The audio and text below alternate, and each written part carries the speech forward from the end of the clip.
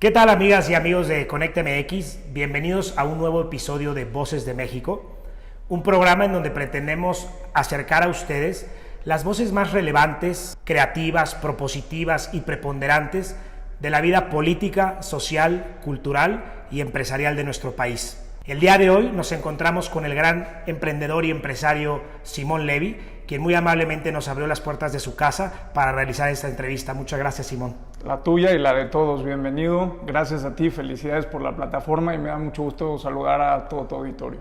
Muchísimas gracias. Quisiera empezar por hablar un poco sobre tu biografía académica y laboral. Me parece un tema importante. Eres egresado de la UNAM, abogado. Tienes una especialidad en Derecho Chino por la Universidad Popular de China y egresado del 2004. De hecho, viviste 10 años en China. Tienes una maestría en Dirección Internacional por el ITAM. Además, un MBA en Administración por el Tecnológico de Monterrey. Un doctorado en Derecho de Asociaciones Público y Privadas y Economía Urbana por la UNAM. Y estudios postdoctorales en Yale y Harvard. Además, tienes prácticamente publicado una decena de libros que incluyen desde el primero de Empezó por una letra, Globalización económica, La era microglobal, China, la nueva fábrica del mundo, tema muy importante, una novela como Neo Now y el más reciente libro publicado que es Cómo crecer sin deuda, un libro muy interesante. Además, entre el 2004 y 2011 fuiste presidente consejero de un fondo de inversión China-Latinoamérica llamado Latinasia, y fuiste reconocido en 2013 como joven líder global del Foro Económico Mundial. Así que, ¿cómo fue todo este trayecto de 20 años de tu vida académica y laboral para llegar hoy en día y traerte al 2020 participando muy activamente en temas económicos, laborales y políticos de México? Gracias, pues mira, lo más importante en la vida es tener muy claro qué es lo que quieres en la vida. Yo tuve una bendición, desde muy pequeño yo supe que mis grandes pasiones eran crear y servir a los demás.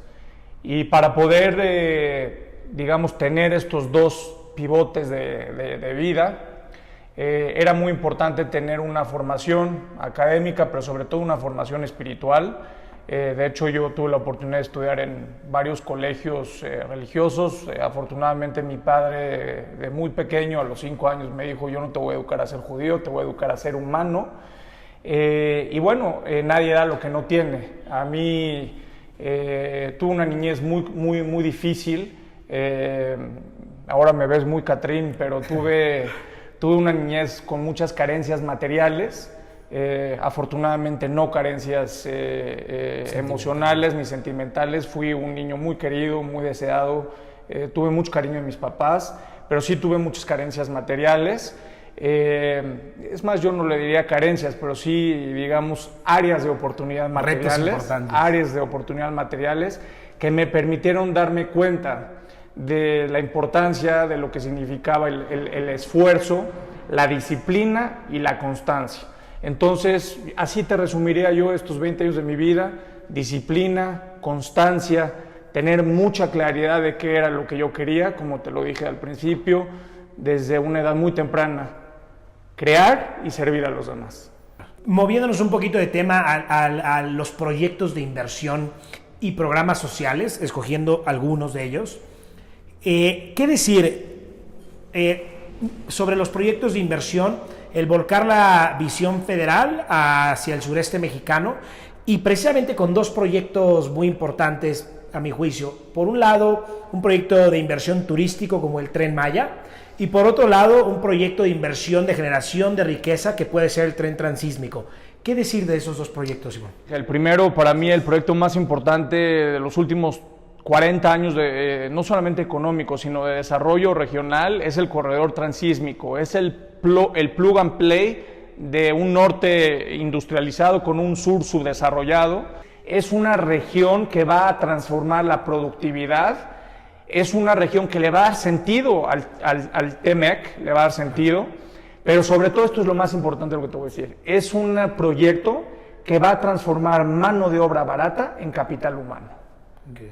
Y el Tren Maya es otro de los proyectos que a mí en lo particular me gustan mucho, porque también no es solamente turismo, sino es desarrollo regional, es integración del producto turístico y es básicamente llevar infraestructura al sur-sureste del país.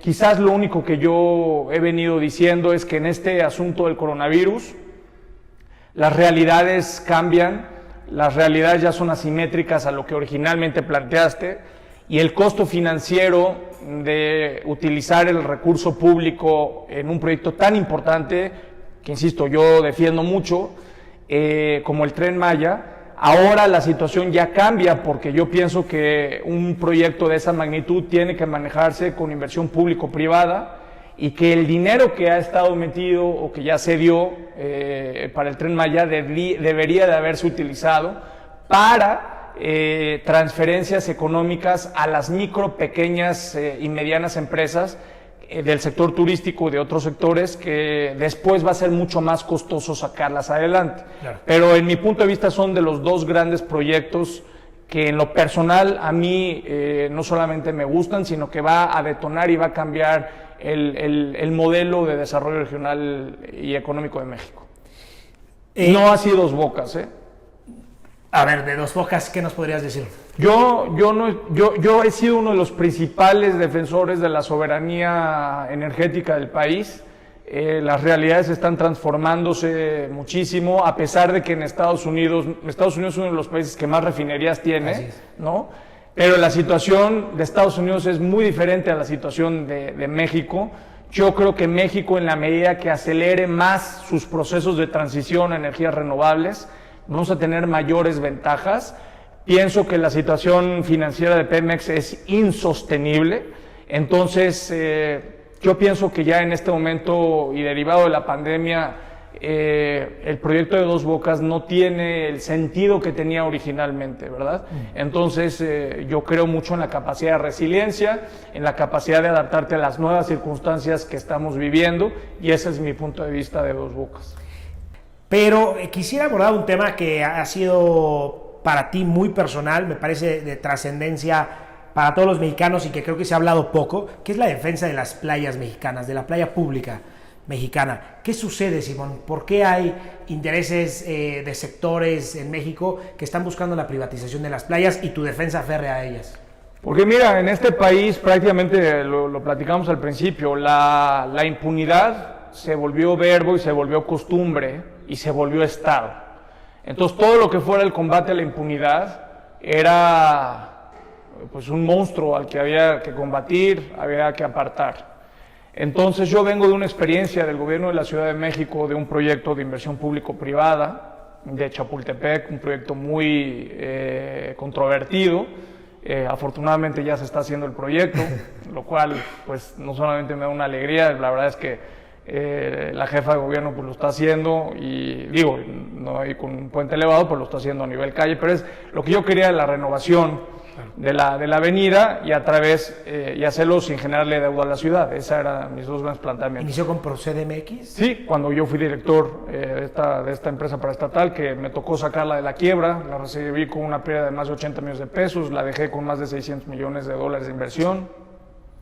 Entonces, pasando yo, digamos, de esta experiencia personal y escuchando, insisto, la visión de Andrés Manuel López Obrador, cuando entro yo a la oportunidad de turismo, de ser subsecretario de Turismo, lo primero que me doy cuenta es que el turismo no puede ser exclusión, el turismo debe de generar inclusión y tenemos que entrar en un modelo diferente del turismo, en donde no podemos generar un turismo de élite, sino que el turismo es...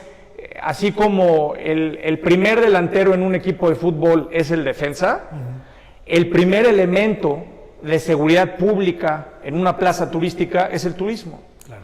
Entonces, ¿qué pasa si tú corres a la población local de algo que les pertenece? Pues van a empezar a delinquir, hay resentimiento, ¿no? Entonces, cuando el 33% de los litorales de este país están privatizados, pues hay una alarma ya bastante grande.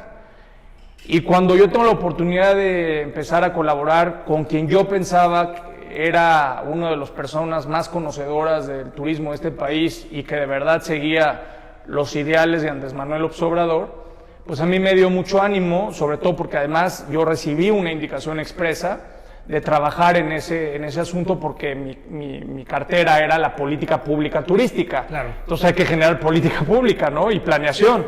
Entonces empecé a descubrir y empecé a observar varios focos en el país. Y yo, de mi dinero, nada de la Secretaría de Turismo, y más ahora que estoy hablando de lo que sucedió, yo invertía en mis recursos todos los fines de semana y me iba a diferentes plazas de vocación turística a ver qué era lo que estaba pasando. Y empecé por Nayarit. Me fui a San Blas, en fin, me fui a toda la Riviera Nayarit y empecé a ver, sobre todo en una muy famosa que era la Playa La Lancha, lo que estaba sucediendo ahí con las privatizaciones. Y empecé directamente. Y bueno, pues la primera semana, las primeras 2 semanas, dice, pues esta es una cosa de Levi. Miguel Torruco me dijo, tú traes tu agenda personal. Le dije, no es mi agenda personal, es la agenda de México. Es interés de todos los mexicanos. Es interés de todos los mexicanos. Hasta que me fue prohibiendo paulatinamente que yo me metiera, y la verdad no entendía yo bien la actitud de Miguel, ¿no?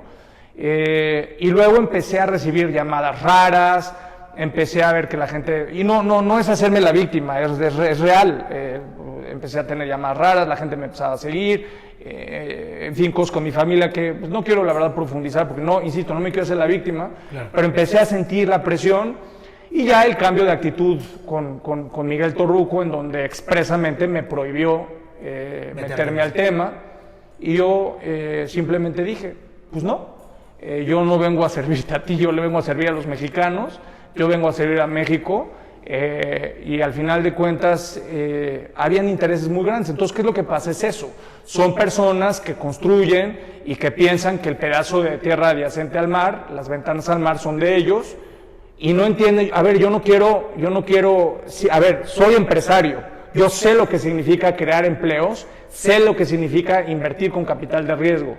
La propuesta que nosotros planteábamos, y lo que Miguel Torruco nunca quiso entender, y que yo creo que perdió la enorme oportunidad histórica que él tenía, era no hacer pelear al empresario con la población local. Claro. Turismo es inclusión.